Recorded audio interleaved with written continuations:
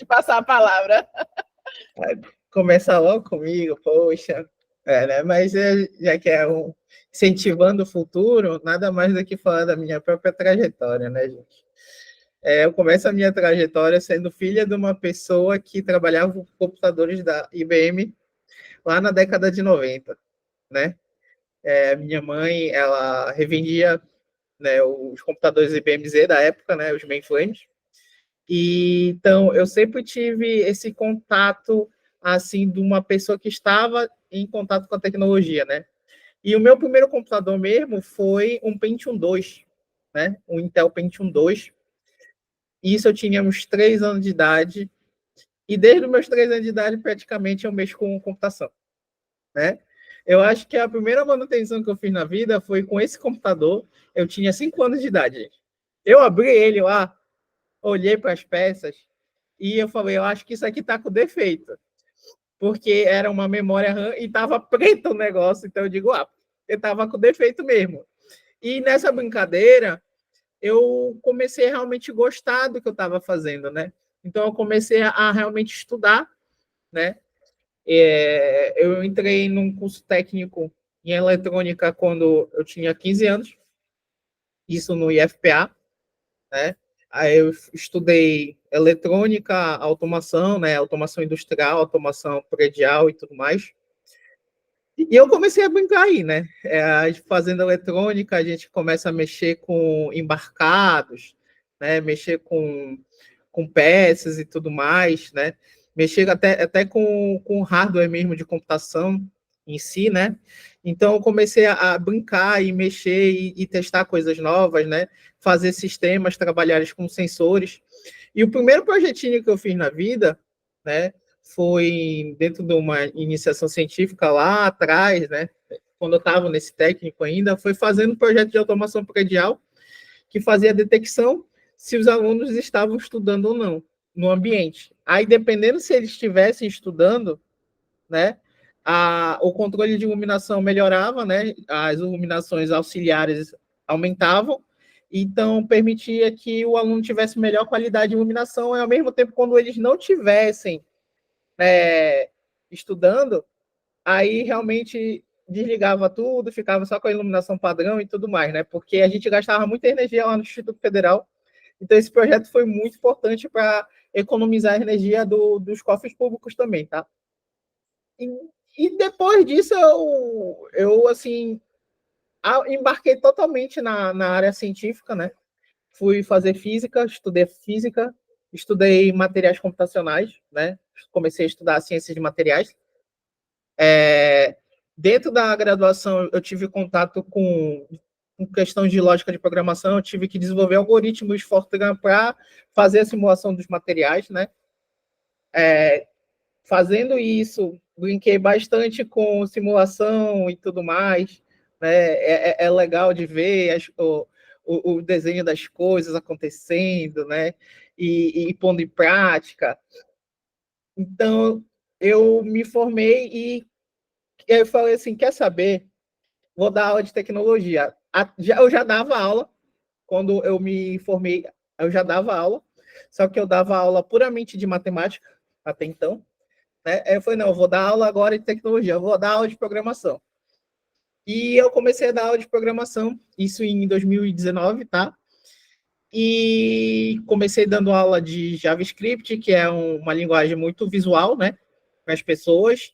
Eu utilizava muito a biblioteca P5 para ensinar questões de orientação a objetos e tudo mais. E também que dá para criar umas coisas muito legaisinhas com o P5.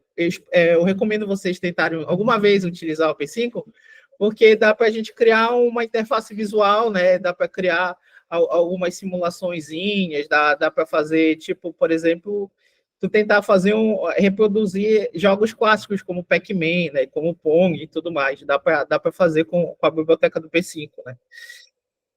Quando eu saí daí, basicamente, né, desse local que eu dava aula inicialmente, aí realmente eu iniciei meu trabalho na área de dados, né?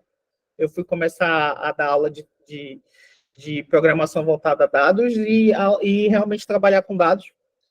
eu já trabalhava dentro da academia, mas num contexto mais, assim, que, digamos, business, né? Para negócios. Né? Realmente analisar dados de negócio e tudo mais. Trabalhar com o mercado de marketing.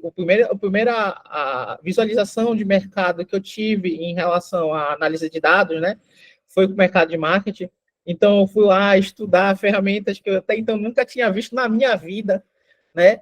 E eu entendi um ponto muito importante quando a gente está falando de tecnologia também, tá, gente? Que vai nortear aqui a nossa discussão.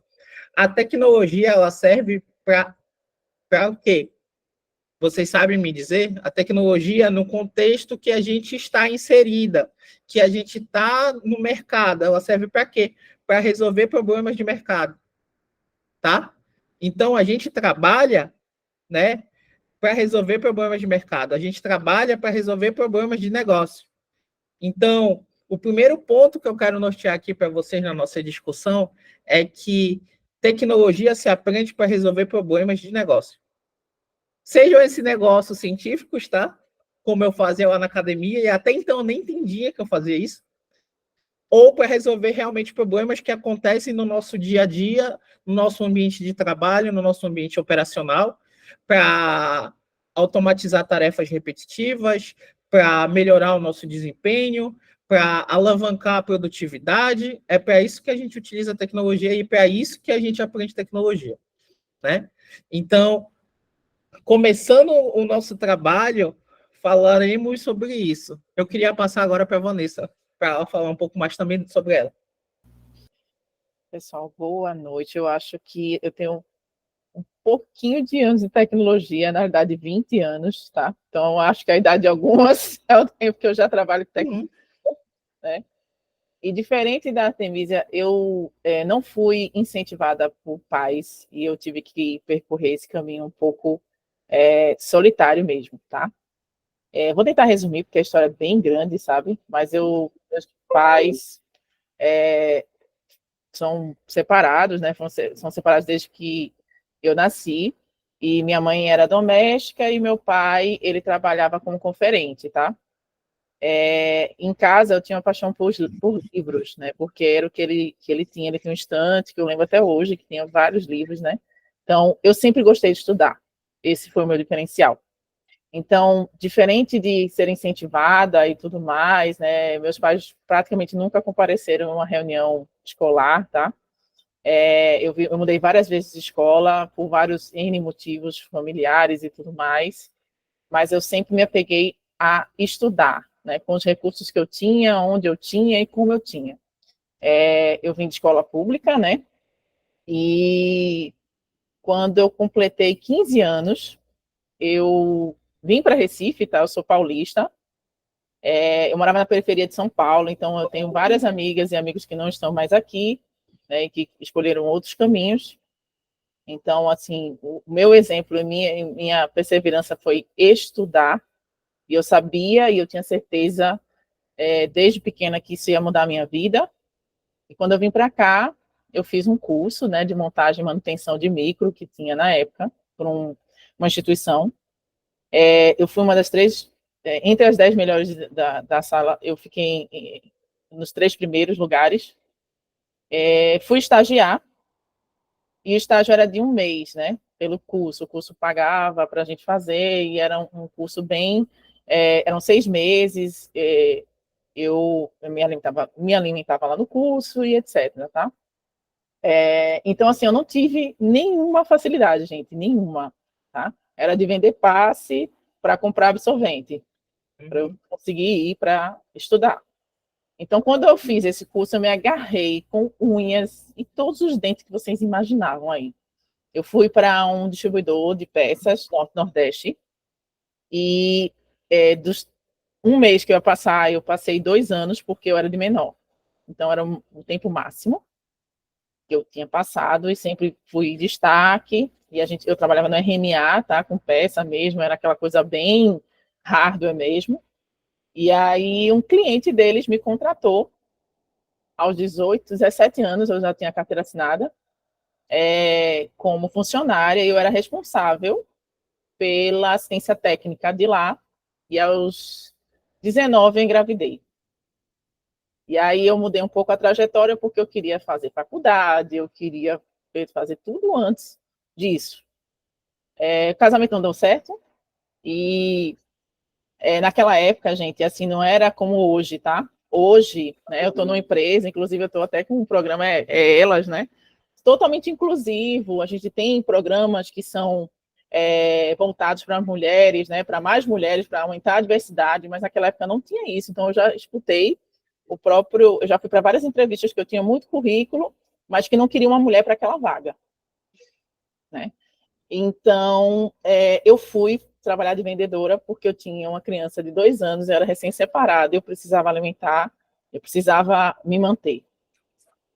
Então, depois disso, eu estava consertando, na época, eu trabalhava no shopping, uma loja de departamentos aqui de Recife, consertava o computador de lá. Toda vez que quebrava, a gente chama de mata-burro, né, que era aquele de consultor. Era eu que consertava.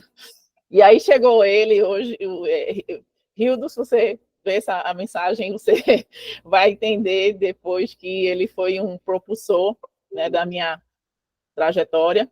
Ele viu e disse assim: quem é que está consertando isso aqui? Eu, assim, bem assim, fui eu, desculpa. E ele, não, que massa, não sei o quê, tu sabe, eu sei e tal. E ele disse: quer fazer uma entrevista, não? Eu vou te indicar para tu fazer a entrevista amanhã. E eu juro por Deus, gente, eu cheguei na entrevista e na época era com um contador, viu? Só para vocês saberem, né? O contador da empresa fazia uma entrevista aí.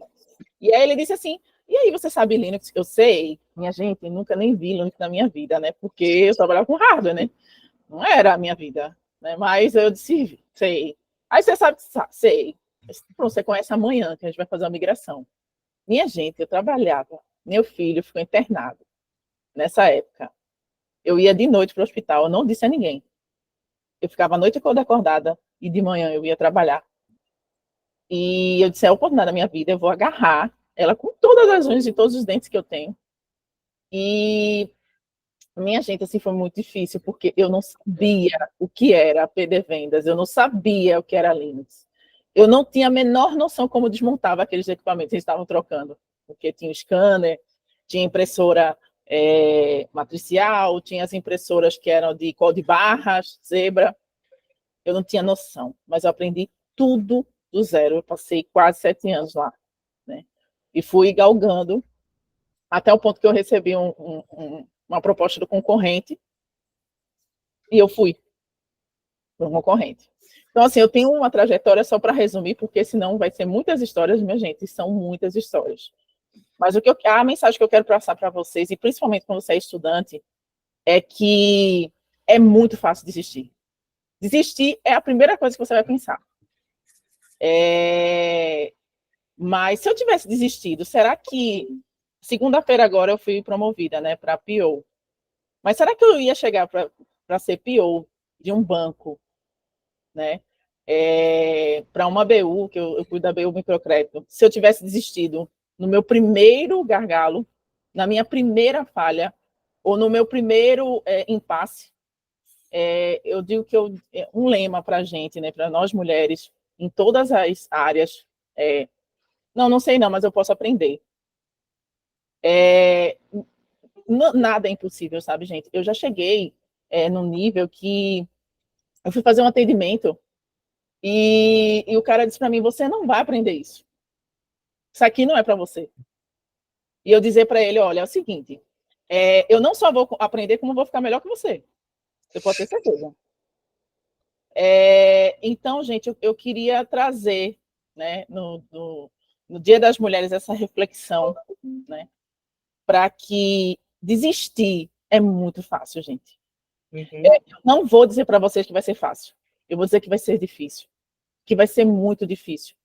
Porque o que existe mesmo em todas as áreas, tanto na faculdade quanto no ambiente de trabalho, é um ambiente extremamente masculino, machista, porque existe, vocês vão passar por essas situações, mesmo que a empresa seja inclusiva, mesmo que vocês tenham qualquer outra coisa, muitas das vezes vocês não vão conseguir fazer, vocês vão se sentir péssimas, vocês vão se sentir a última pessoa está fazendo qualquer coisa, mas aí respira. Eu digo assim, toma um café, uma água, e volta.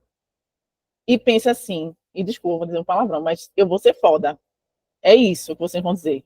Eu vou acordar, eu vou enxugar as lágrimas quantas vezes, gente, eu juro por Deus, não é fácil ser mãe, trabalhadora, guerreira e estudar. Mas quantas vezes eu acordei de 5 horas da manhã só para estudar?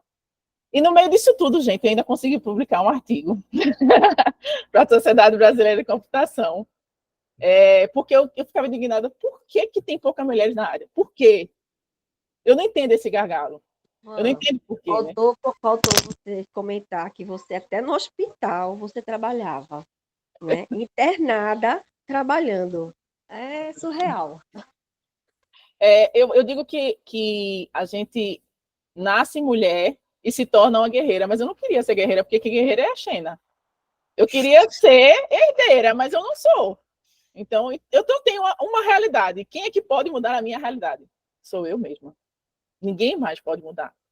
Então, assim, se eu quero uma coisa, gente, muito, mas se eu quero muito, eu vou lutar até me aperfeiçoar, para ficar muito boa nisso. Até eu realmente dizer, eu sei, eu domino, e aqui eu dou nome. Entendeu? E é isso que eu quero que vocês façam em tudo que vocês fizerem. Em tudo, minha gente. Não deixem ninguém botar você para trás. Nunca deixem que ninguém invalide a sua luta, porque a luta é sua, é vocês que estão vivendo. Quem sente são vocês. Então, nesse dia de hoje, que é o Dia das Mulheres, eu queria agradecer a minha mãe, que foi uma mulher, desculpa, que eu nem posso chorar, mas eu vou dizer que foi a mulher mais foda que eu conheço nessa vida, que pegou 2 crianças, né, em São Paulo, que não tinha nenhuma rede de apoio, porque ela era de Recife, e disse, eu vou trabalhar. E ela não tinha profissão.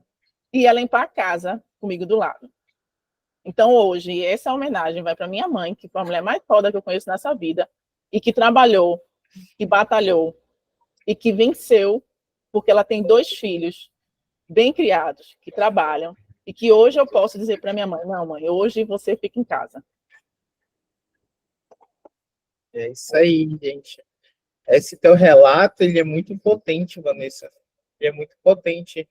E eu queria dar uma, assim, engatilhar em cima, né, de falar toda mulher, né, depende muito da construção que teve em casa. Se não foi com a mãe, foi com a avó, né?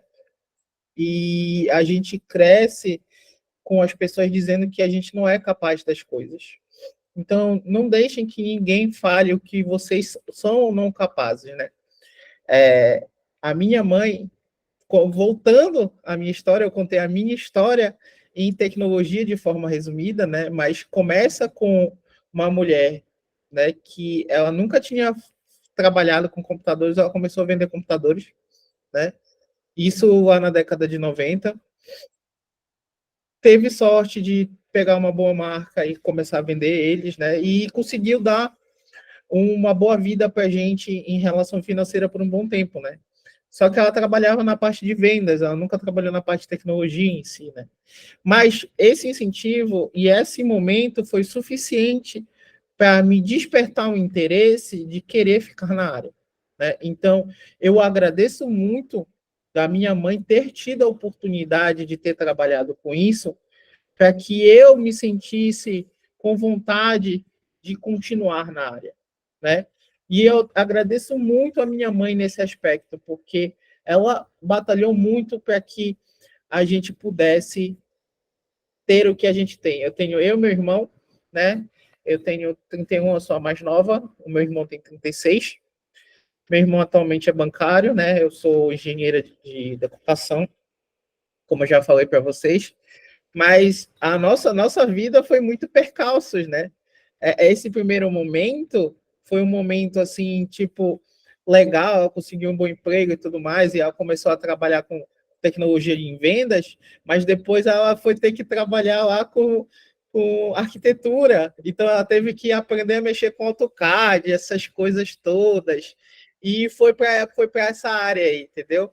Hoje a minha mãe é museóloga, ela voltou a estudar com 53 anos, tá? Ela tá com 57 agora.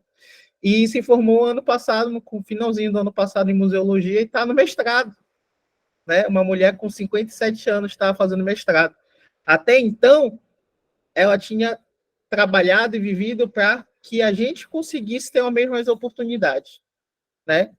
E eu fico muito feliz que hoje esse papel se inverteu, que eu posso ajudar ela a se manter enquanto ela faz um mestrado, que eu posso ajudar nas contas dela, entendeu? Então, eu me sinto muito felizarda em poder ser essa pessoa nesse momento. Né? E percalços a gente tem e a gente vai continuar tendo. E é assim, começamos com as nossas mães, né? Mas aí, depois disso, trilhamos nossa história. E sendo mulher nessa sociedade, principalmente sendo mulheres que têm demarcadores sociais, e eu vou falar demarcadores sociais quanto racial, tá? E quanto à questão de deficiência, que ambos são o meu caso, porque eu sou uma mulher indígena e eu sou uma mulher autista, não é fácil. Não é fácil. Se a gente tem que lutar, uma mulher negra, uma mulher indígena, uma mulher com deficiência tem que lutar 2, 3, 4 vezes mais. Né? Então, assim, a vontade de desistir é grande, o caminho para a desistência vai estar o tempo todo ali na esquina, mas não façam isso. A gente consegue vencer, a gente consegue. Às vezes, gente, na vida, a vida não desacelera para a gente. A vida não desacelera para a gente, a vida ela entra em um percurso muito rápido e a gente não sabe o que fazer. E às vezes a gente se sente perdida e está tudo bem se sentir perdida, está tudo bem não saber o que vai fazer. O importante é ter calma. O importante é ter calma e serenidade para dizer o que é que eu vou fazer agora. Né? E vamos trilhar juntas um caminho de tecnologia? Vamos. Né? Então, essa comunidade ela nasce para isso. Oi? Como vocês faziam nos dias mais difíceis? Tu conta, Artemisa, depois eu conto. Eu tenho uma história até boa, vocês vão rir um pouquinho. Eu chorava pra cacete. Eu chorava pra cacete. Eu sou autista, então eu tenho um tipo de crise que é chamada de meltdown. Então, quando eu tô muito sobrecarregada, eu choro, esperninho, pareço uma criança de 3 anos de idade. E já pensou uma mulher de 31 anos fazer isso? Não é bonito. A sociedade não acha bonito, mas foda-se a sociedade, eu sou autista e eu sou eu. E às vezes a gente precisa disso. Então, se a gente precisa chorar, a gente chora. Mas depois a gente limpa o nosso rosto, a gente enxuga a nossa cara, bebe uma água, que eu sempre falo, bebam água, e vai pra luta. Porque o mundo não para pra gente. Nunca vai parar. Para pra gente. E nunca vai parar pra gente. A gente tem que pegar o que a gente tem, as forças que a gente não tem, e continuar seguindo em frente. Não é fácil, mas a gente consegue. Falo por mim que eu já tentei desistir muitas vezes, mas tem pessoas que dependem de mim, assim como tem pessoas que dependem da Vanessa, e a gente não tem o direito de desistir. Né? A gente não tem o direito de desistir. Desistir é um caminho mais fácil, mas a gente pode trilhar, sim, um caminho mais difícil e ter orgulho de trilhar o caminho mais difícil. E nos dias mais difíceis, o que a gente pode fazer é parar. Parar no sentido, tipo, não só chorar, mas parar mesmo. Tu tá engatada, tu não tá conseguindo. Para. Reflete. Respira. Sabe? Porque, às vezes, a gente precisa parar um dia para a gente não precisar parar 2 anos. Tá? E eu falo por experiência própria, porque nesse caminho todo que eu tive, enquanto pessoa autista, né? Eu tive uma crise, que é a mais forte que existe no autismo, que muita gente conhece, porque existe no mercado de trabalho, que é o burnout. Tá? E eu tive um burnout autista, e no burnout autista a gente perde habilidades sociais. Né? Então, eu me vi numa situação que eu desaprendi coisas. Vocês têm ideia do que é isso? Desaprender a falar coisas, desaprender a se portar em certas situações. Isso existe, isso existe. E é muito ruim. E o que a gente pode fazer para não chegar a esse ponto de surtar é respirar. É respirar para a gente continuar trilhando o nosso caminho. Né? Então, é uma mensagem muito de tipo, estamos aqui trilhando e vamos continuar nos esforçando. E o que eu quero dizer para vocês, que nesse caminho todo, a gente vai ter muitos desafios, vai ter muita gente metendo a mão na nossa cara, dizendo que a gente não é capaz, que a gente não consegue. Eu estou vivendo uma situação dessa, inclusive, agora. Eu estou com um chefe que ele está sendo um escroto comigo, está fazendo assédio moral mesmo. Eu estou querendo sair da empresa, já comuniquei isso no grupo até. Mas eu vou fazer o quê? É o emprego que me paga. Então, o que eu faço? O que eu estou fazendo? Eu estou por fora procurando outros empregos enquanto esse está me sustentando. E é isso. Sabe? Eu tenho que ter alguma renda, porque senão eu fico sem casa. E a gente não vai ficar sem casa. Né? O que a gente pode fazer é continuar trabalhando no que a gente precisa trabalhar para a gente continuar seguindo o que a gente realmente quer seguir. Né? E aqui eu queria trazer muito a questão de gestão do tempo para vocês, tá? A gestão do tempo, nesse sentido, ela vai ajudar muito vocês a definir o que é necessário na vida de vocês e o que é urgente, tá? Então, fica um exercício para vocês aí começarem a praticar, que é estabeleçam 4 quadrantes na vida de vocês. O que é necessário, o que é urgente, né? Aí, dentro deles, vocês fazem assim, o que é necessário e urgente para mim, nesse momento? O que é necessário e urgente para mim, nesse momento? Comer? Tomar água? Ok. O que é necessário, mas não é urgente? Que são tarefas que a gente pode criar metas, né? O que não é necessário, mas que ao mesmo tempo é urgente, né? Que existem coisas que são necessárias, mas elas que não são necessárias, mas elas são urgentes, né? Geralmente são certas situações que envolvem o outro, mas não te envolvem, né? Que se tornam chatas, ou que são situações que te desviam no caminho onde tu não queria se desviar. Então, pensem nesse quadrante como algo que não vai agregar vocês e que, se vocês puderem, tentem encontrar meios alternativos de fazer aquilo. Né? O mais famoso, quando a gente está trabalhando, é ter aquelas reuniões chatas pra cacete. Né? Tem aquela reunião chata pra cacete que a gente fala, isso poderia ter sido um e-mail. Né? Essa aí é uma famosa coisa que está nesse quadrante aí de que não é necessário, mas de certa forma é urgente. Porque é urgente para os outros, mas não é urgente, não é necessário para a gente. Né? E tem as coisas que não são necessárias e nem são urgentes. Essas coisas a gente tem que ter muito cuidado, porque elas demandam muito tempo da gente e a gente nem percebe. São coisas assim que eu posso dizer para vocês que a gente acaba se deixando levar porque a gente está sobrecarregado. A gente está sobrecarregada por causa da vida, do dia a dia, das coisas. Aí a gente para e vai ver a rede social e fica 3 horas vendo a rede social.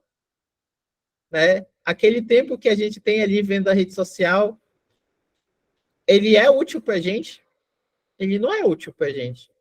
Ele é urgente para a gente? Também ele não é urgente para a gente, mas a gente está tão sobrecarregada das coisas que a gente tem que fazer que a gente não conseguiu dividir essas outras coisas que a gente acaba perdendo esse tempo. Então, esse quadrante é o quadrante que a gente chama de desperdício. E ele é o quadrante que a gente tem que mais evitar na nossa vida. Quando a gente consegue evitar o quadrante do desperdício, a gente começa a ter tempo para fazer coisas que são essenciais para a nossa vida e coisas que realmente a gente quer fazer. Né? A gente precisa fazer coisas que vão alimentar a gente, que vão pagar nossas contas, a gente precisa fazer. Então, estabeleçam isso como essenciais e como urgentes na vida de vocês. Liste tudo que for essencial e urgente na vida de vocês. Depois disso, lista tudo que é essencial para vocês, mas não é urgente. E vão brincando e vocês vão ver o que vocês podem melhorar nisso tudo. Tá bom? Fica esse exercício aí, porque ele ajuda muito a gente. Ajuda muito a gente controlar nosso tempo, tá bom? Outra coisa que eu quero falar para vocês nisso tudo, nesses percalços da vida, que a gente tem que trabalhar, estudar, não tem muito o que fazer, a gente tem que trabalhar e estudar, né? Então, sejam generosas com vocês. Sejam generosas com vocês. Não inventa de dizer, eu vou comprar 30 cursos e eu vou fazer 30 cursos em um mês, que vocês não vão fazer. Vocês não vão fazer. Né? Vocês vão gastar o dinheiro de vocês, que poderia estar sendo pago para fazer outras coisas. Vocês vão, literalmente, não estudar, aquele curso vai ficar jogado. Às vezes, quando ele é um curso presencial, vocês vão perder dinheiro e não vão poder aproveitar depois, porque vocês não tiveram essa generosidade com vocês. E o que é essa generosidade no nosso trilhar aqui na tecnologia? É saber o tempo que a gente tem para estudar. O meu tempo para estudar é uma vez por dia, 30 minutos. Mana, pega esse tempo e esse tempo que tu vai estudar.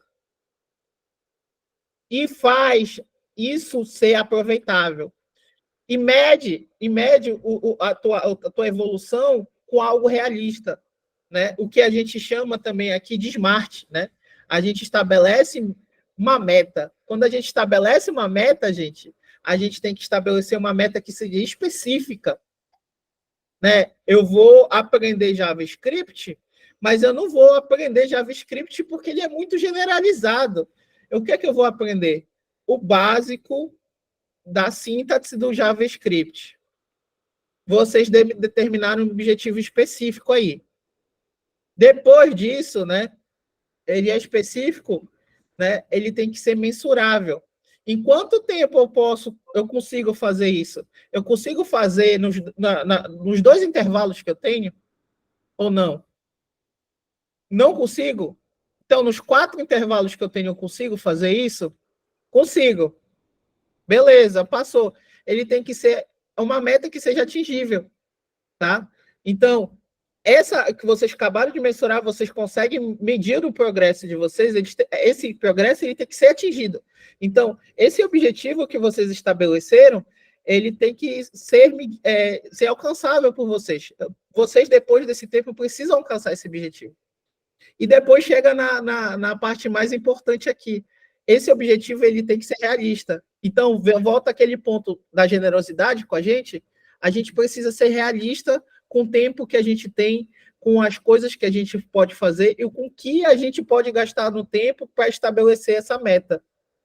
E depois disso, vocês só estabelecem de fato o tempo, né? Medem esse tempo, que é o temporal. Então, crie um quadrante dividindo o que é urgente e necessário para vocês, tá? Depois disso, comecem a estabelecer metas que sejam específicas para vocês conseguirem atingir o que é essencial para vocês, mas que não é urgente. Porque o que é necessário para a gente, mas não é urgente, é o que a gente pode agendar, tá bom? Então, vocês conseguem, aí, a partir daí, criar um caminho, uma rotina de estudos que seja proveitosa e que vocês consigam, né, vencer nela, sem desistir, tá bom? Porque a questão mais importante aqui é não desistir de estudar. O estudo, para a gente, eu não nasci em família rica, a Vanessa não nasceu em família rica, então, para a gente, a única forma de vencer na vida, gente, é estudando.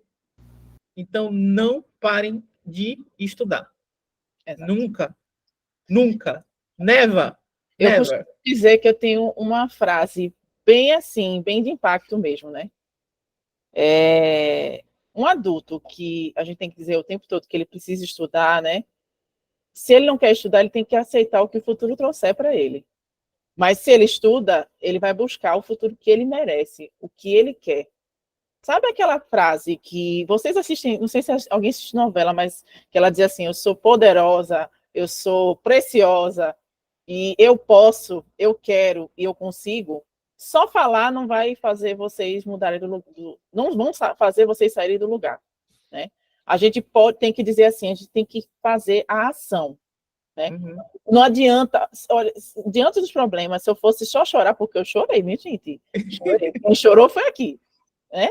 Eu chorei demais por tudo, porque eu ainda tive, né, separada e tudo mais, um filho pequeno, né, e tal. Eu tive que ser uma leoa, assim, sabe? Aquele leão enorme e nem todo tempo você está forte, nem todo tempo você está, sabe, resistente, nem está resiliente. Há dias e dias. Mas, assim, uma coisa que eu tive que aprender, principalmente na trajetória da minha carreira, né, é ser reativa. Eu acho que tanto eu segurar, minha gente, tanto eu segurar, o ano passado, e essa é a história que eu vou começar a contar para vocês, o ano passado eu comecei a dar sinais, né? Sinais de que eu não sou a Mulher Maravilha, né? Então, eu fazia muita coisa. Assim, eu sou super workaholic, eu adoro estudar. Eu sei que isso não é a realidade assim, de, eu não gosto de estudar, você não gosta, mas precisa. Então, você não tem outra opção. Mas eu sou atípica porque eu gosto de estudar. Então, no ano passado, meu corpo começou a dar sinais, né? Olha, você está acelerada, calma, vai com calma. E eu não, ó, segura aí, corpo. Eu tenho a minha vida para tocar aqui, né? E, de repente, minha gente, assim, veio com tudo. Eu não cheguei no burnout, né? Mas eu cheguei a ficar bem depressiva, né? Bem deprimida. E depois disso, eu tive uma infecção em novembro, grave, uma infecção urinária grave, eu fiquei internada. Eu quase morri porque eu tive um TEP no meio desse internamento. E aí, como é que eu parei, né? Para pensar. Eu parei porque eu fui obrigada a parar. Ou seja, eu não parava para beber água, gente.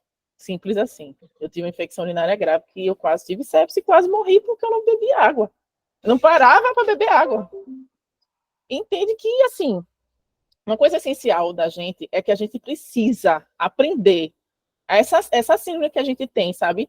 De que a gente quer fazer tudo perfeito, tudo bem feito e muita coisa ao mesmo tempo. E, ai, meu Deus, eu tenho que dar conta. E chega o marido e pede água, e você vai à água, e depois você vai estar no trabalho. E você... Gente, isso acabou. A gente tem que se reconhecer e saber nosso limite mental, físico, né? E qual o limite que você pode chegar, até onde você pode chegar. Porque se você passar desse limite, você vai adoecer. Isso é real, né? É um burnout, é uma infecção grave e é morrer e acabou, você sabe? Trabalho vão substituir, a escola vai continuar lá, no máximo vão fazer uma notinha, né? Eu até cheguei para o marido e disse, se eu morrer, pelo amor de Deus, não gasta meu seguro não, viu? Espera um pouquinho. E é isso, gente, todo mundo vai viver. Mas vocês têm que começar a aprender e se policiar para fazer o que vocês gostam também, porque ninguém vai viver só de estudo, ninguém vai viver só de trabalho, né? E se vocês fizerem isso, está errado, né? Tem que começar a fazer o que você gosta, porque eu comecei a não me reconhecer o que eu gostava mais de fazer. O que você gosta de fazer? Não gosto de estudar e gosto de trabalhar. Sim. E nesse intervalo, você gosta de quê? Eu gosto de cozinhar de vez em quando, tal, eu gosto de escutar uma música, mas depois volto a trabalhar. Ou seja, minha cabeça ela só funcionava assim, 360 mesmo, sabe? Sabe aquelas telas? Pronto, você abre várias telas assim, do Windows, Word, Excel, não sei o que e tal. Era assim que funcionava a minha cabeça. E aí eu fui para a terapia. Depois de, né, vou fazer 39 anos esse ano. Nunca tinha feito terapia na vida. E aí, André Costa, eu estou reconhecendo, viu? Minha terapeuta está aí. E ela, no primeira consulta, ela chegou na minha mão e disse, vamos respirar. Eu disse, meu Deus do céu, o que eu estou fazendo aqui? Eu tanta coisa para fazer. E ela está dizendo para eu parar, para eu respirar. Pelo amor de Deus, né? Eu não vou vir mais nunca nessa terapia. E aí, eu disse, mas gente, eu não parava para respirar. Então, assim, quando tiver muito difícil, né? Que você quer ligar isso aqui eu quero que exploda. Gente, respira. Agora, quando a gente respira, não é respirar para escutar o som da sua respiração. Respira pelo nariz, solta pela boca, escuta teu corpo. Sabe? Se o marido vier, você diz, não, vai para lá, para cá, de chapéu, peraí, deixa eu respirar. Entendeu? Se alguém vier, o filho vier assim, não, agora não, estou respirando. Agora não, peraí. Tenha um momento de sentir vocês, independente se isso é meditação, se não. Eu nem sabia que era meditação, né? Eu vim saber depois, né? Porque eu nunca tinha meditado na vida. Eu disse, meu Deus, eu não tenho paciência. Esse negócio de meditar, fazer yoga não é comigo. Eu sou aceleradíssima. Não dá. Mas aí foi necessário. E quando eu fiz, eu disse, não é bom esse negócio de respirar. Esse negócio de fazer assim, ó, é isso que eu faço, minha gente. Às vezes eu estou cantando uma música na minha cabeça. E só estou assim, Não leve pro coração, não, porque senão quem vai ser você. Você vai ficar só no Então, são essas dicas que eu vou deixar para vocês, porque não é fácil, não vai ser fácil, mas a gente tem que aprender a olhar para a gente como pessoa. Né? Olhar para a gente, mulher, que faz várias coisas ao mesmo tempo e que alguns pratos vão cair. Sabe quando a gente quer equilibrar todos os pratinhos? E aí, de repente, 1, 2, 3 cai e você diz, meu Deus, não sei o quê. Você nem olhou o prato que você girou e ficou perfeito. Você olhou aquele pratinho que caiu. Então, é isso. É essa a dica que eu deixo para vocês. Obrigada, Andréia. O prato cai, o importante é a gente não cair junto com o prato. Exatamente. Importante, o prato pode cair, a gente que não pode cair junto com o prato. Sabe aquele negócio de continue a nadar? Continue a nadar. Continue a nadar. É muito importante, se a gente puder, fazer terapia, viu, gente? Eu recomendo para todo mundo. Recomendo, respirem, viu? É isso, né? Respira. Respire, faça a terapia, porque é vida. Hoje, se eu for 2 semanas deixar, eu digo, não, eu preciso voltar. Peraí que eu tenho muita novidade. Eu tenho que anotar. Como autista, eu tenho muito contato com psicólogos, né? Sempre tive. E eu tenho as minhas abordagens favoritas e tudo mais hoje em dia, né? Mas eu sempre falo, não fiquem sem terapia. Assim, se vocês estiverem com pouca grana, procurem atendimentos que a gente chama, que é atendimentos em preços acessíveis. Né? Eu esqueci o termo que se fala. Preço social. Preço social. Se o bicho estiver pegando, procura acolhimento, que em faculdade eles prestam serviço de acolhimento, tá? Mas não fiquem sem, é muito importante para a gente, tá?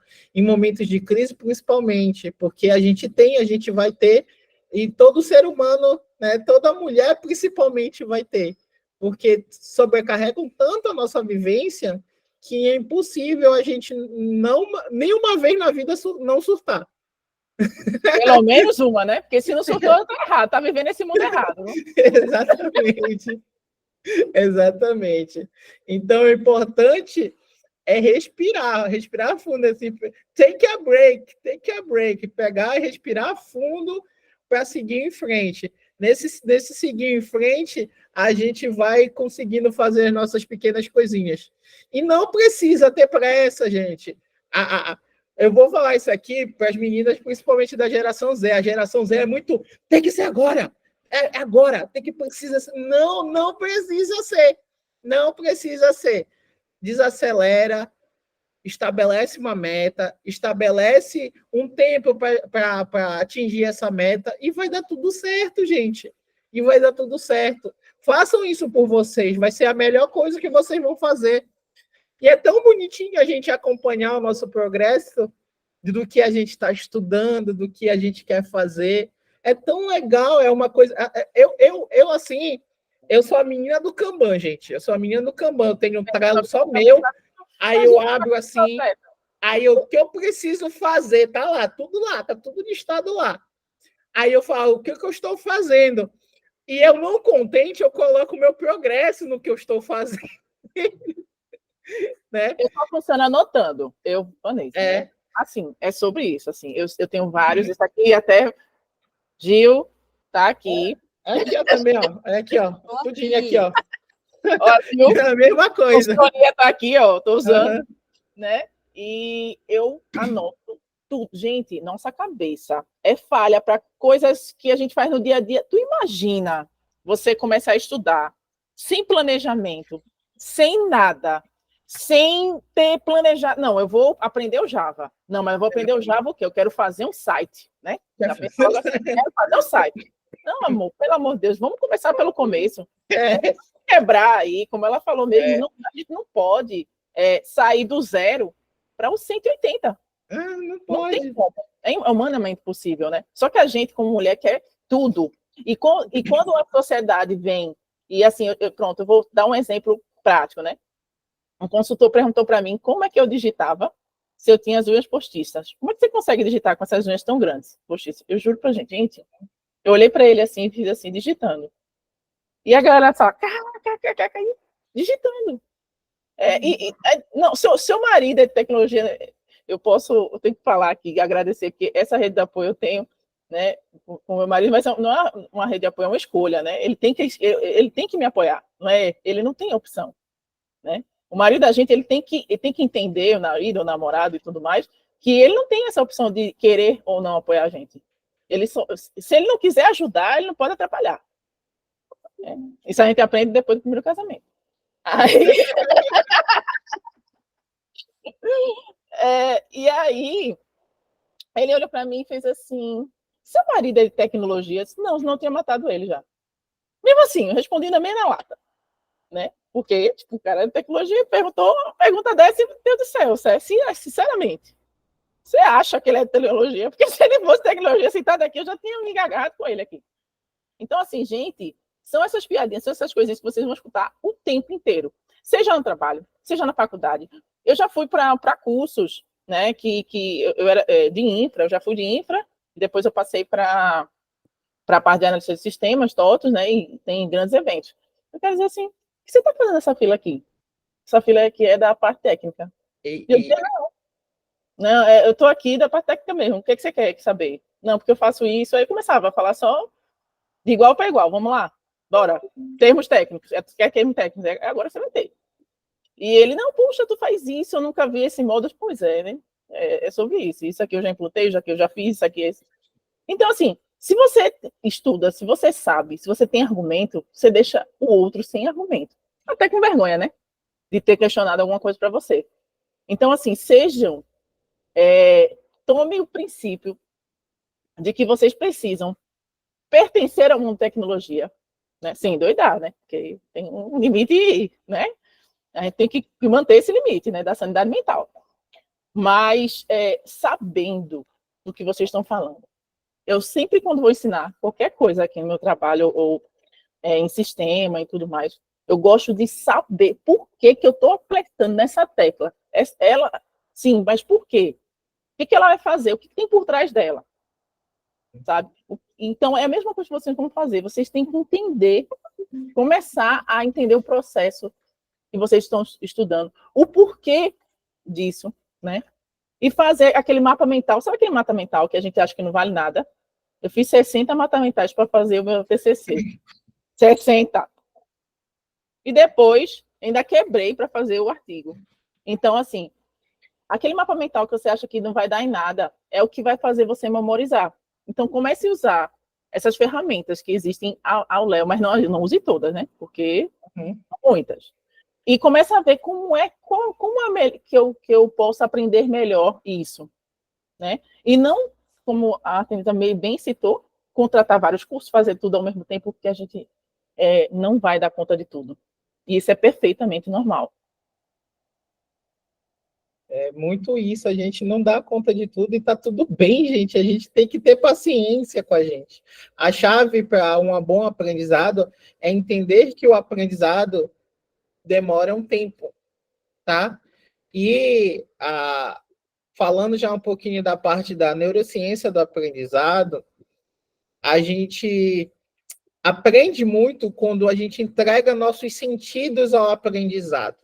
Aí eu vou falar um pouquinho da parte de susto com vocês, né? Sabe aquela situação que vocês passaram uma vergonha alheia, que foi há 10 anos, mas tu lembra como se fosse hoje? Por que tu lembra? porque aquilo mexeu tanto com a tua emoção que disparou todos os teus sentidos e aquela sinapse se ligou em tudo no teu cérebro.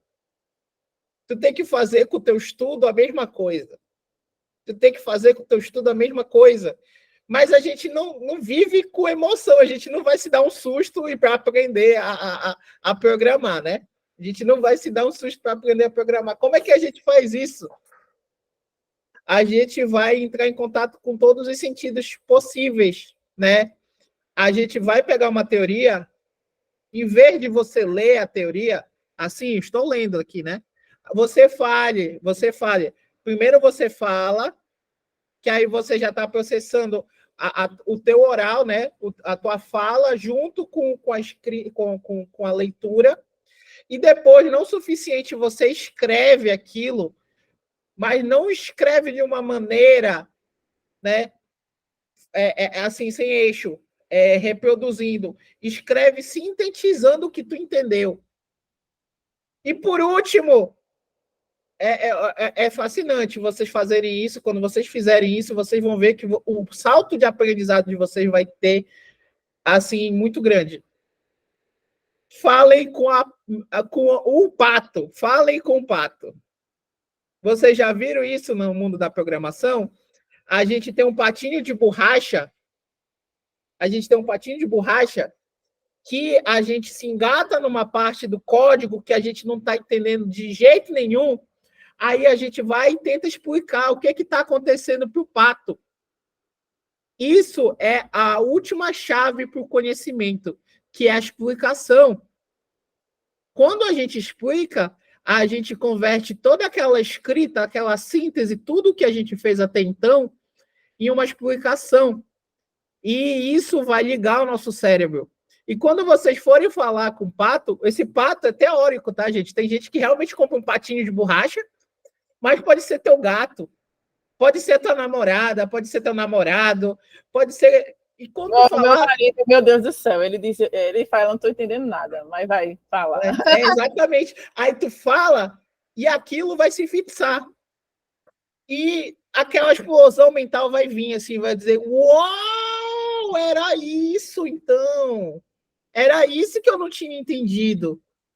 Era isso que eu precisava entender. Né? Então, façam isso, expliquem. Isso é um método também, tá, gente? Isso aí é chamado de método Feynman, tá? Que ele é em relação ao físico Richard Feynman, que explica que nossos sentidos funcionam melhor no aprendizado quando a gente explica algo. Então, façam esses passos. Leiam, sintetizem, depois expliquem para vocês. Se tu explicou ruim, explica de novo, até tu entender aquilo. E vai dar certo. Vocês vão ver que vocês vão aprender mais rápido. Né? Vocês vão ver que vocês vão aprender mais rápido. Mas aí, não se contentem só com isso. Estabeleçam e sejam honestas com o que vocês sabem. Porque senão a gente cai num viés, que é o viés que é o efeito Dunning-Kruger. Esse efeito Dunning-Kruger, ele faz a gente achar que a gente é o máximo naquele assunto quando a gente não sabe nada ainda. Né? Então, tentem vencer isso. Vocês vão sentir que vocês não sabem. E nesse momento que vocês sentirem que vocês não sabem, é quando vocês vão entender que vocês estão aprendendo e está funcionando. Porque o aprendizado é assim, a gente nunca sabe tudo. E é assim que a gente aprende, com essa sede de conhecimento.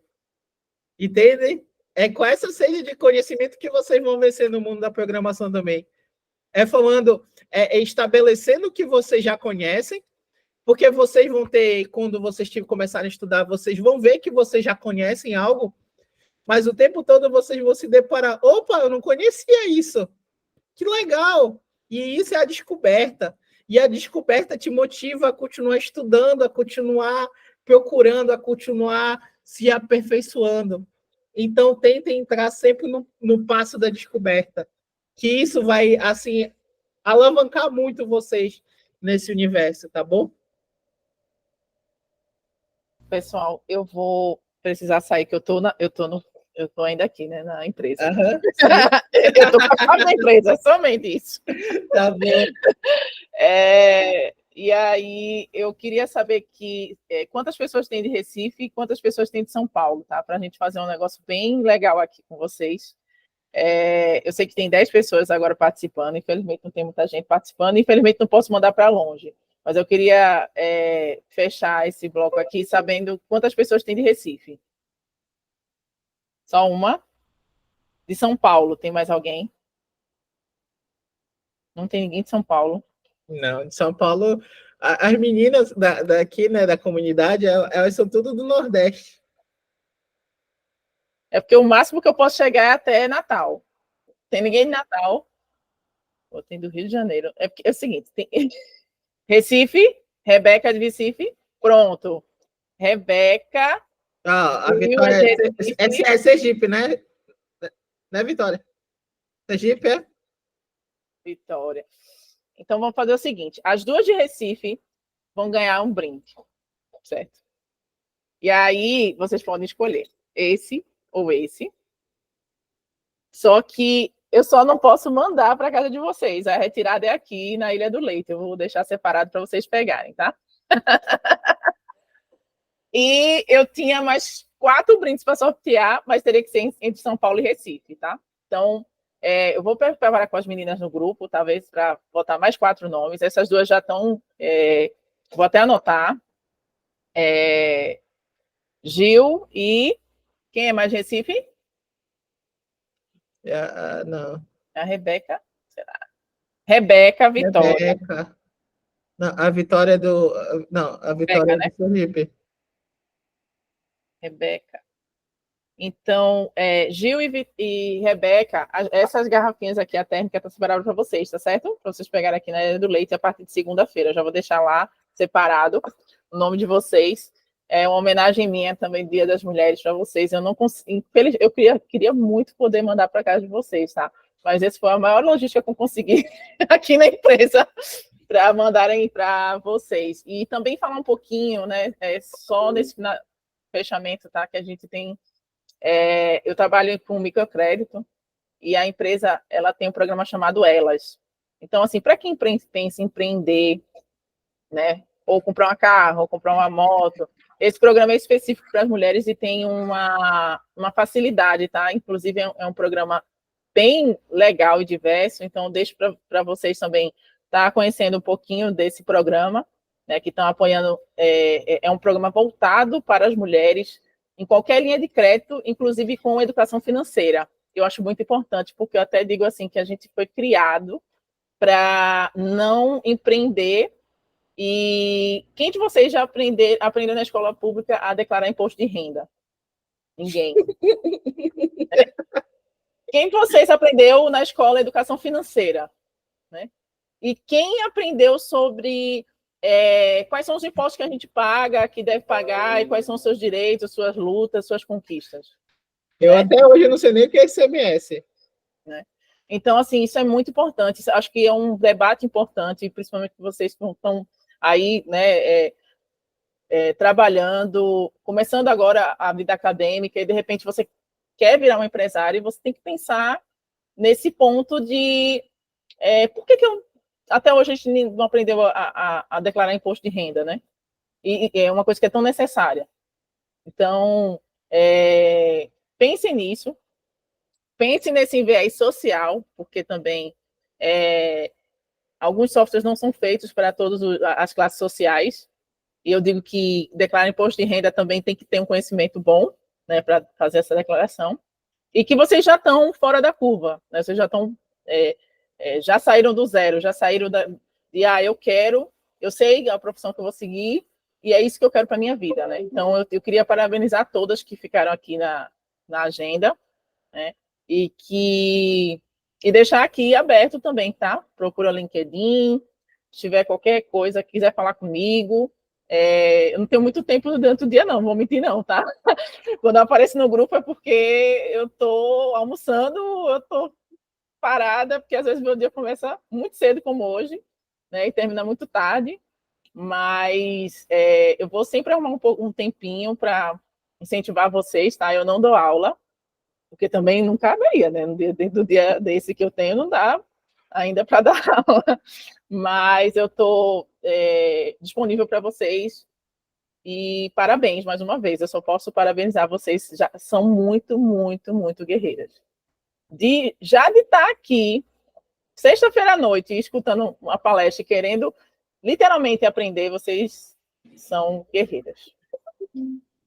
É isso mesmo, gente. Eu fico muito feliz com a participação de vocês também. E assim, a Vanessa vai precisar sair, mas eu fico muito feliz de responder qualquer pergunta que vocês tiverem também agora nesse momento. E perguntem, interajam.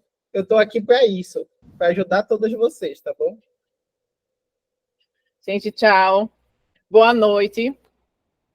Tudo de bom para vocês. Eu desejo muito sucesso, tá? Precisando de incentivo, precisando de qualquer coisa. Eu não vou dizer dúvidas técnicas, porque eu estou com tanta coisa, mas se eu precisar de um empurrãozinho, eu posso ajudá-las nessa jornada, tá bom? Sucesso para vocês. Um cheiro. Tchau, tchau, Vanessa. Obrigada. É isso, gente. Sobre a abertura de perguntas aqui, agora a gente vai entrar no momento. Tchau, Giovânia, também. Tchau. Beijão para você, tá? A gente vai entrar nesse momento de perguntas diretas, tá? Se vocês quiserem compartilhar um pouquinho da história de vocês também, a gente está aberta para isso aqui agora.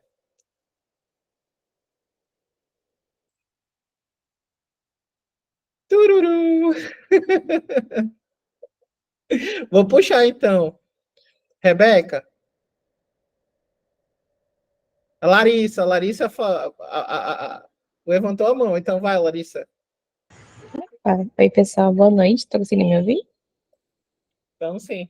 Sim, oi, boa noite. Eu queria te perguntar, Tânia, se em algum momento você se sentiu confusa sobre qual área você seguir, que estão tantas áreas para seguir, né? E quando, por exemplo, eu sou estagiária, estou num projeto Full Stack, e são tantas linguagens diferentes que eu não estou conseguindo focar os meus estudos. Então, gostaria de pedir uma dica também sobre isso. Tá, vamos lá. Quando a gente está estudando, a melhor forma da gente estudar é centrado no requerimento. E qual é esse requerimento que a gente está estudando? É o requerimento que a gente vai utilizar realmente na nossa vida profissional. Tu está dentro do teu ambiente profissional, tu está inserida no contexto full stack e eles utilizam diversas linguagens. Mas tu, no momento que tu está numa atividade tua, tu está desenvolvendo em cima de uma linguagem. Tu não vai desenvolver em cima de todas elas ao mesmo tempo, né? Pelo menos não deveria. Então, eu quero te dizer, vê qual é a mais importante nesse contexto, que tu considere que seja mais importante nesse contexto, e você foque nela, né? Porque aí você vai conseguir dividir o teu nível de aprendizado em cima dela. E aí não faça só isso, divida, como eu te falei, através de um requerimento, né? Você pega, você se coloca, e o que eu preciso aprender? Em quanto tempo eu tenho para aprender? O que eu vou aprender com isso, né? Fazer o smart lá que eu falei para vocês, que aí vocês conseguem agilizar e quando vê, vocês já estão codando naquela linguagem, tá bom? Pois entendi, muito obrigada. É isso que eu fico confusa mesmo, porque eu comecei como front, né? E aí começaram a me mandar demandas de back-end também. Então, fica sempre trocando front, back. E não tem nenhuma estrutura de nível de demandas, né? Então, eu estou pegando demanda de sênior, pegando de pleno, e eu não tenho qualquer, assim, mentoria, não tenho auxílio, totalmente Nossa, no escuro. Então, fica um pouco perdida mesmo. eu sinto muito por isso, porque o nosso papel enquanto dev seniors, né, é ensinar, é mentorar outras pessoas, tá? E se você não está tendo isso, você não está fazendo um estágio. Então, eu sinto muito para que você não esteja fazendo um estágio real, tá? Mas aí você vê quais são as tecnologias que você utiliza no seu dia a dia, lista elas, pega um pedaço de papel e lista. Você trabalha com front-end, então você deve mexer com JavaScript, ou você trabalha com Angular ou com React, né? Isso? Isso, Por no exemplo. caso é Angular, isso mesmo. Você trabalha com Angular. Tá. você trabalha com Angular React, você diz assim, qual eu acho que é o meu nível em cima dessas linguagens, né? Aí você vai se medir. Aí você pega um teste, alguma coisa que está naquela linguagem de uma outra pessoa e tenta revisar o que está ali e tenta escrever no papel ponto por ponto. Se você tiver conseguindo fazendo isso, você sabe a linguagem. Então vai para outra, tá bom? Aí você vai para outra que é requerimento também para você. Qual é a linguagem de back-end que vocês utilizam? Python? No caso é Groove. O Groove é uma linguagem que pouca gente conhece, né? Então, foca primeiro, né, no que é conhecido para ti e que tu precisa te aperfeiçoar e depois vai para o desconhecido. E no desconhecido, tu divide metas. E essas metas vai dizer, primeiro, eu tenho que conhecer a sintaxe dessa linguagem, né? Eu não conheço, eu desconheço. Bora conhecer como funciona as interações, como funcionam as condicionais, como funcionam as estruturas de dados, que com isso tu já consegue fazer o básico nessa linguagem também, tá bom? Poxa, entendi, tá ótimo. Obrigado mesmo. Nada. Alguém tem uma outra pergunta, gente? Estamos aqui para isso.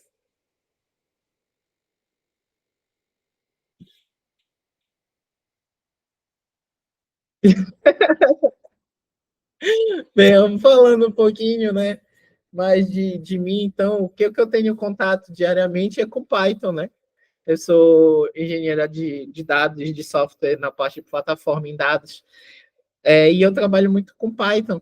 Então, o nosso ambiente todo está lá, bonitinho, tem uma stack definida, mas, geralmente, o universo dev, né, moderno, ele está dividido no que a gente chama de mesh, né? Ou microserviços. E cada serviço ali dos microserviços está numa stack totalmente diferente.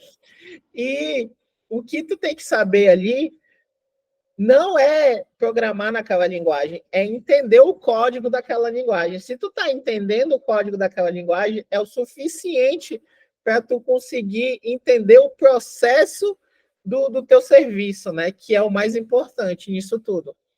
Né? Quando eu comecei com vocês, eu falei que a gente aprende a programar, a gente aprende a ser desenvolvedora, porque a gente quer resolver problemas de negócio. E o nosso negócio ele está dividido em vários bloquinhos que a gente chama de backlog e que precisam ser codificados e trabalhados e tudo mais. E é muito importante que, quando a gente entra em contato com o time, a gente procure a história desses backlogs para tentar entender o que foi feito e o que precisa ser feito. Então, é muito legal da gente estudar o que já foi feito pelo time também, tá bom? Alguém tem alguma outra dúvida, gente? Sim, não, e tá tudo bem, é muita coisa para estudar. Quando a gente fala de linguagem de programação, o universo é muito amplo, né? E a gente tem diversas coisas, mas o objetivo não é vocês saberem todas. O objetivo é vocês entenderem como funciona a lógica de programação e poder reproduzir isso em qualquer língua. Entendeu? Aprender a programar não é aprender linguagem de programação. Aprender a programar é aprender algoritmo, a interpretar algoritmo, entender o que aquele algoritmo faz. Né? A Ada Lovelace, a nossa progenitora na área da tecnologia de todas nós, ela nem programava como a gente programa, ela programava pela matemática. Né? E ela desenvolveu o algoritmo de Bernoulli através da matemática. Então, é sobre entender como algoritmos funcionam, como instruções funcionam. Se tu consegue pegar um código e entender o que está escrito ali, é a parte mais importante. E é por isso também que é muito importante que o código seja limpo. Se o código for limpo, a gente consegue ler. Se o código for sujo, aí a gente tem muita dificuldade e atrapalha. Então, a gente sempre promove a ideia do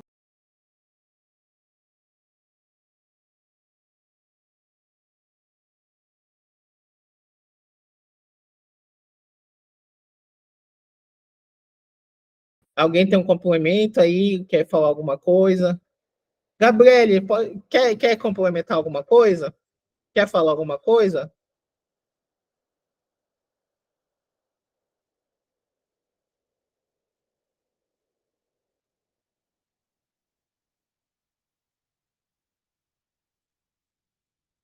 Ah, sobre cloud. Eu estou vendo as perguntas aqui, ó.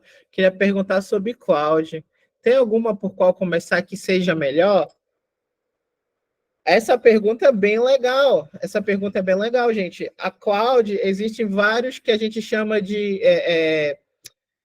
de serviços, né? Em relação ao que a gente chama. Eu estou esquecendo o termo agora, mas já vou lembrar para vocês. Que a gente chama de players, né? Que são os players do mercado. E os players mais conhecidos para a gente utilizar como cloud, é legal a gente ver listas que informam esses dados, né? E geralmente, quando a gente pega essas listas e a gente vê que os players de mercado mais utilizados são a AWS, em primeiro lugar, assim, de cara, pá, AWS, que é o Amazon Web Services. O segundo é Azure, né, que é o da Microsoft, e o terceiro é o GCP, que é o da Google Cloud Platform, né? E a partir daí, vocês podem priorizar na área de vocês o que é mais utilizado. Vai lá, LinkedIn é a melhor ferramenta para isso. Vocês entram no LinkedIn e pesquisem uma vaga da área de vocês. Desenvolvedora front-end, tal. Aí você vai ver a lista de requerimentos da vaga e vai te dizer lá, por exemplo, mexer com a AWS. Né? Se você vê que quase todas as vagas estão ali AWS, quer dizer que na sua stack, que na sua tecnologia, no front-end, é mais utilizado a AWS do que GCP. Mas, por exemplo, quando a gente mexe com back-end, com Django, é muito uma cultura do GCP. Né? A gente vê muita gente mexendo com GCP, porque o pessoal prefere o BigQuery do que o Redshift. Né? Então, se utiliza muito mais o GCP do que a AWS em si, tá bom? Então, por onde começar? Por onde a tua stack utiliza mais. Se for AWS, começa por AWS. Se for GCP, começa por GCP, tá bom?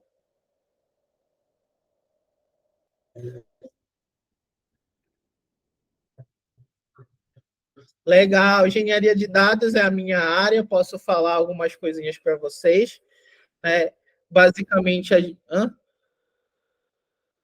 tem vagas de todas, sim, tem vagas de todas, mas existem vagas, existem tecnologias que são trabalhadas na maioria das vagas. Por exemplo, quando a gente fala de front-end, a gente vê front-end com React, a gente vê front-end com Angular, né? Mas existe uma tecnologia que é predominante no mercado, né? E o foco de vocês tem que ser na tecnologia que seja predominante no mercado, porque isso vai garantir que vocês tenham inserção no mercado, tá bom? Então, vocês vão trabalhar a inserção, né? A empregabilidade de vocês. Lembrei de um ponto que eu queria falar para vocês, e eu acho muito legal de falar. Bora falar de portfólio técnico, né? E a melhor coisa para a gente desenvolver nosso portfólio técnico para vocês é justamente criar lá o seu GitHub, tá? Criem seu GitHub e tudo que vocês fizerem, vocês subam para o seu GitHub, tá? E vocês vão alencar o que foi o projeto mais importante que foi feito e o que ele contribui no teu conhecimento para a área que você está, né? Então, você vai colocar lá na descrição, você vai criar um README bonitinho do seu projeto, vai dizer, com esse projeto eu aprendi tal coisa, porque ele foi muito importante no desenvolvimento disso, disso e disso. Por exemplo, um projeto clássico que a gente tem é o do criar a calculadora, né? Por que criar uma calculadora é importante? Porque ela ajuda a gente a entender lógica de programação. Então, vocês vão descrever, criei esse projeto para desenvolver habilidades de lógica de programação, para isso, isso e isso, e deixa escrito lá. Quando vocês forem ser avaliados por recrutadores e eles entrarem no GitHub de vocês, eles vão ver o que vocês fizeram, né? Então, vocês vão guiar o recrutador pelo que vocês sabem, né? E é a melhor forma da gente conseguir um emprego é guiando o recrutador pelo que a gente sabe. Então, trabalhem um GitHub de vocês, né?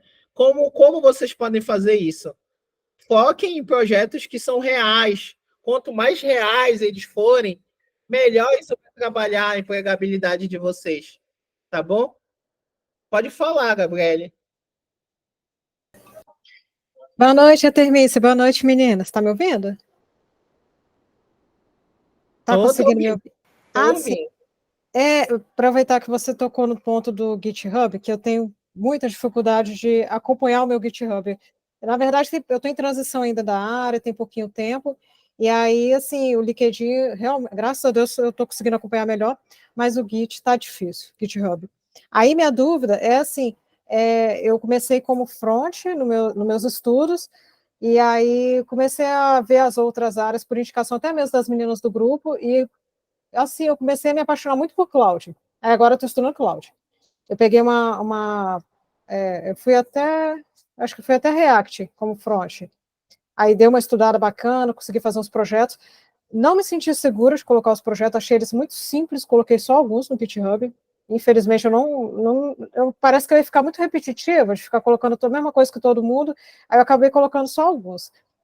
Talvez um erro meu. Aí eu fico pensando assim, quantos projetos será que eu tenho que ter no GitHub para ele ficar bacana? Porque eu só tenho, acho que uns 3 ou 4. Assim, não existe um volume de projetos que seja diferencial. O importante é você trabalhar com conceitos que são reais, né?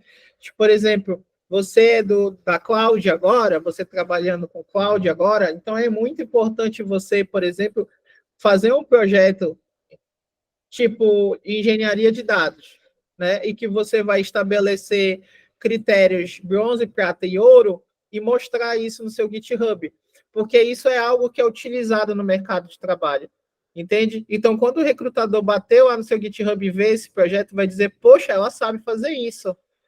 E é isso que eu quero, essa habilidade aqui que eu quero. E você vai conseguir, provavelmente, a sua entrevista, tá bom? Então, trabalhar habilidades que são utilizadas, que são reais, são cases reais, né, que a gente fala. Trabalhar essas habilidades reais que são utilizadas no mercado de trabalho.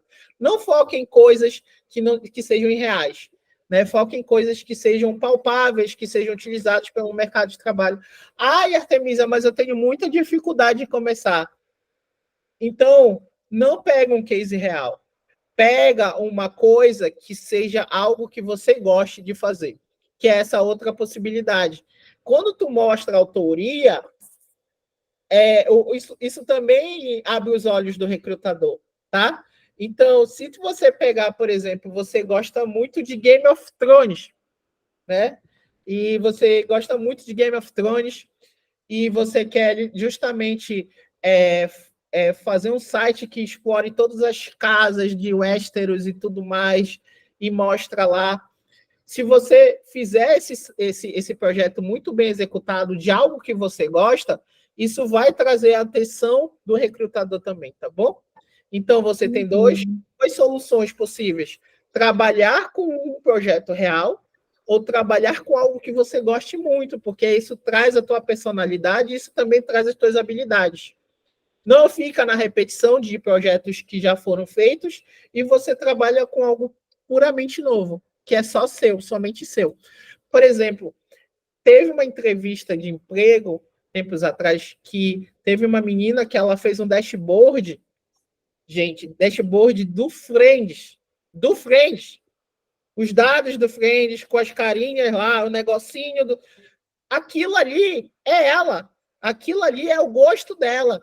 E ela pegou um dado, trabalhou esse dado e mostrou isso no dashboard, ela mostrando, fazendo o critério de estabelecer quais eram as métricas, quais são os indicadores, e mostrando isso para a gente, perfeito!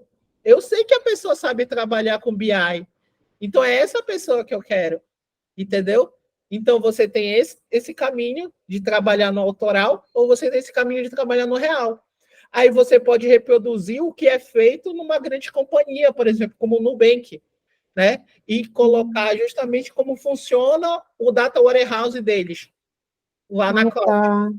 Tá Entendi, entendi. É porque eu participei até do Bootcamp, acho que Bootcamp, uma coisa assim, que eu participei essa semana, da Cloud mesmo, quer dizer, da parceria com a Cloud, e estou para entrar na escola, que vai começar as aulas ainda. E aí, o projeto em si, eu fiquei bem assim, eu falei, mas esse projeto só vou conseguir subir por um LinkedIn.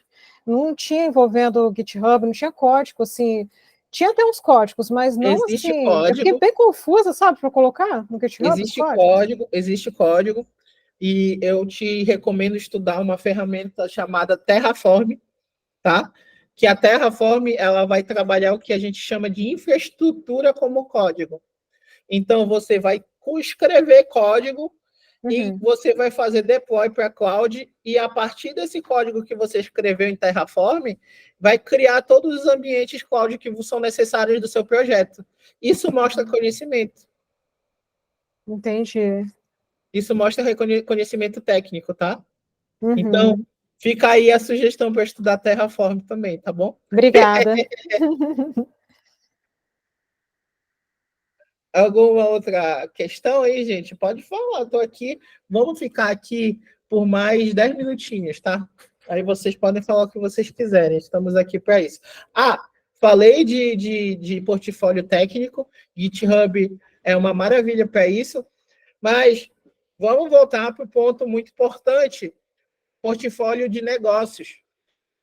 Profissionais de tecnologia estão aqui para resolver problemas de negócio, né? Então, vocês têm que mostrar que vocês sabem interagir com pessoas tomadores de decisão, os famosos stakeholders, tá? E como vocês vão fazer isso? Escrevendo post no LinkedIn. É assim que vocês vão fazer isso. Vocês vão falar sobre o que vocês estão aprendendo, descrever o que vocês estão aprendendo e criar postagens e alimentar suas postagens que, além de chamar a atenção dos recrutadores, que é algo evidente que irá acontecer, você está demonstrando domínio na parte de negócios, que são muito importantes quando a gente está desenhando o cenário tecnológico, né? A parte de saber o que o negócio quer é a parte mais importante. Tanto que eu brinco que a gente não vai ser trocada tão cedo por inteligência artificial por um motivo, gente. Alguém chuta aí. Alguém chuta o motivo. Podem falar aí.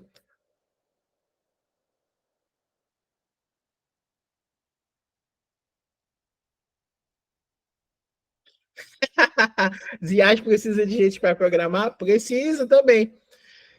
Um motivo. A IA pode programar outra IA, tá bom? Então, não. Mas tem uma questão aí que é fundamental, que é o tato humano. Se nem os tomadores de decisão sabem o que eles querem, imagina uma IA. Entendeu? Então, é muito importante o papel do profissional de tecnologia de informação, de tecnologia no geral, interpretar os requerimentos de negócio para traduzir isso em código. Beleza? É isso que a gente faz.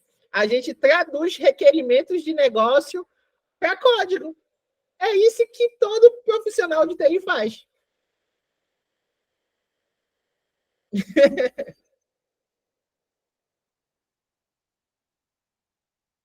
Aí vai depender da área, né? Se é front-end, a necessidade de negócio exige um site bonitinho, porque a empresa de marketing, ela precisa chamar atenção no front-end dela. Então, é uma necessidade de negócio daquela empresa. Então, é traduzir isso em código para aquela empresa, mas a necessidade da outra empresa, por exemplo, a IBM, que é o que eu trabalho, é outra, né? A necessidade da IBM é mostrar inovação tecnológica. Então, é traduzir esses critérios de inovação de tecnologias emergentes em código. E aí a gente vai brincando e tudo mais, e vai dar tudo certo. Oi?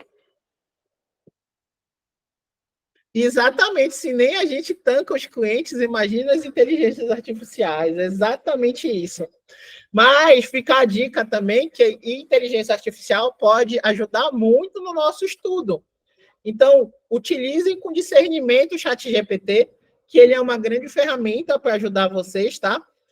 Mas não peçam para o ChatGPT escrever código para vocês, tá? Tipo, eu tô com dúvida. Como é que eu faço para fazer uma chamada de API em Clojure, né? Que é uma linguagem de programação. Você vai lá, aí ele vai te dizer a informação simples. Aí você, entendi essa informação simples aqui, vou tentar aplicar no meu código. Beleza, agora eu preciso de tal coisa.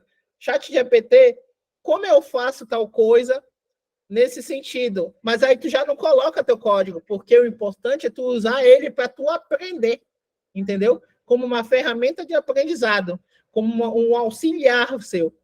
Você nunca vai fazer ele tomar as decisões por ti e deixar o código, construir totalmente o código para você, porque isso não é aprendizado, você não vai aprender com isso. Mas ele pode sim te ajudar a acelerar teu aprendizado, tá bom?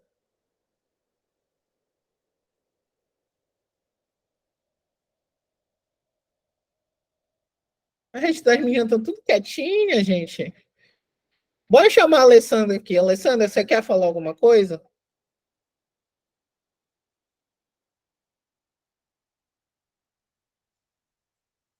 Tá, Alessandra não respondeu. Ingrid, quer falar alguma coisa? Mulher, boa noite, meninas. Feliz Dia da Mulher para todo mundo. Todos os dias, diga-se de passagem, não só dia 8 de março, tá?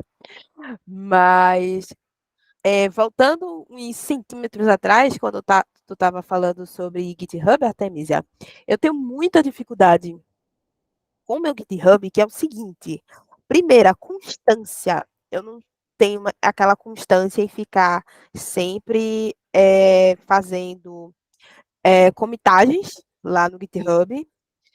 E a questão dos projetos. Eu nunca sei o que colocar, o que fazer que seja relevante o suficiente para ter no meu portfólio e jogar lá, sabe? Uhum. E eu estava pensando justamente nisso agora. E aí, tu falou agora sobre as IAs. Eu confesso que eu uso IA não para código, porque eu ainda tento me virar o máximo que eu posso. Quando eu não consigo me virar, eu digo, tá, ChatGPT, agora você vai trabalhar por mim, porque eu não aguento mais.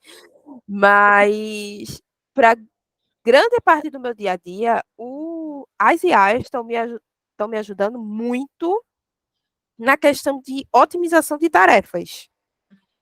E aí, eu não sei se tu utiliza também nesse quesito. Será que tu poderia falar um pouquinho sobre?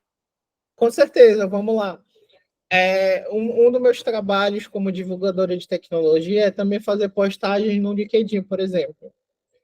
Eu desenvolvo um assunto, né? Por exemplo, um texto autoral meu, e eu quero aproveitar o máximo de caracteres possíveis no LinkedIn. Eu escrevo o meu texto lá e digo, ChatGPT, por exemplo, por favor, transforme isso daqui num texto que caiba em 3.000 caracteres. Eu estou otimizando meu código. Eu estou otimizando meu texto para que ele consiga aproveitar todo o espaço de publicação, colocando coisas até que eu possa não ter pensado e auxiliando na otimização do meu texto de divulgação tecnológica, por exemplo, entendeu? É uma Sim, sim. ferramenta muito poderosa de se você utilizar ele de forma certa. Mas eu não recomendo a vocês colocarem trechos de código no ChatGPT por um motivo. Ele vai utilizar aquilo, tá? Tudo que a gente prompta no ChatGPT vira dado para o ChatGPT, tá? Então, se vocês, principalmente no contexto de trabalho, né, na área de dados, né? Então a gente precisa falar de segurança de dados. Vocês estão trabalhando numa empresa e aquele código não é para ser vazado, vocês vão colocar no ChatGPT aquele código, vocês estão vazando aquele código para o ChatGPT. Não façam isso, tá? Então, o que vocês podem fazer? utilizar uma ferramenta de inteligência generativa como o ChatGPT, vocês podem colocar um copilot, tá? Por exemplo, no ambiente de desenvolvimento de vocês, né? Dá para fazer isso. Hoje em dia, se vocês abrirem o notebook lá do Colab, ele está com Gemini. Então, vocês podem otimizar e pedir para eles fazerem algumas coisas e serem otimizadas ali também. Mas nunca coloca o teu código ali. Só pede para que ele possa te ajudar a encontrar meios de otimizar teu código. Tá bom? E sobre constância no GitHub, o que eu posso te dizer é que é muito importante, é um dos critérios que a gente olha no GitHub, é a constância por um motivo. Quando a gente coda, quando a gente é desenvolvedor, a gente quer ver se a pessoa sabe trabalhar com unicidades. E o que é essa danada da unicidade? São trechos de código únicos que podem ser colocados e estabelecidos como funções, né? Então, a gente quer que a pessoa saiba desblocar, modularizar o seu código. E, geralmente, quando a gente trabalha com unicidade, a gente comita a nossa nova função lá no Git. Toda vez que a gente atualiza, a gente coloca lá um novo commit. Trabalhou na função tal, tá? Aí você coloca qual é o projeto, né? Qual é o requerimento do projeto. Aí, precisou modificar. Trabalhei na modificação da função tal. Então, a gente quer ver esse acompanhamento para ver se você sabe fazer isso. Porque quando você for entrar no mercado de trabalho, você vai lidar com isso o tempo todo. Trabalhar com unicidade. Você tem que saber trabalhar com divisões de código, com divisões que façam sentido, que sejam acompanháveis, né? e que funcionem. Por isso que quando no ambiente profissional a gente trabalha muito com o que a gente chama de MVP, né? Que é a entrega mínima. O MVP é justamente isso. É quanto de desenvolvimento você tem que fazer para que aquilo que você está fazendo realmente funcione, realmente seja útil, né? E a partir do que você fez uma entrega mínima que é realmente útil, melhorar aquilo para algo cada vez melhor. Entendeu? É trabalhar com MVP, lançar esse MVP e otimizar o que você fez. Beleza, muito obrigada, Artemisia. Beleza também, gente. Agradeço muito vocês aqui, tá? Sou muito grata por esse momento, por esse espaço. Sou muito grata pela participação de vocês, tá? A gente vai marcar outras conversas. Eu estou batendo meu papo aqui com o ChatGPT, por exemplo, de fazer um Conversation Club de inglês para a gente aqui, e eu vou pegar lá, por exemplo, um exemplo de utilização do ChatGPT. Colocar lá temas de tecnologia que possam ser abordados no Conversation Club. Façam aí, porque aí vocês vão listar e a gente vai começar a montar nosso clube de conversação aqui em inglês, em tecnologia também.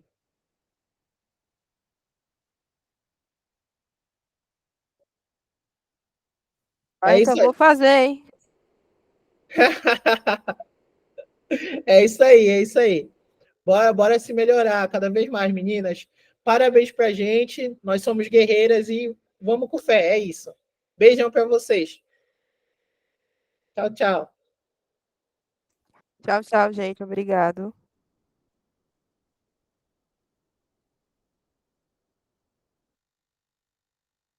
Tá, ficou a Vitória, Larissa, tá. Vou parar aqui a gravação, né? Ficou só eu e você, Vitória. Eu não posso encerrar a gravação, senão vai ficar gravando infinitamente.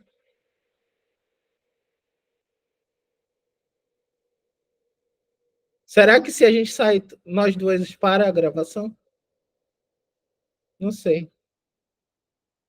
Tá bom, é isso. Beijão, Vitória. Tchau, tchau.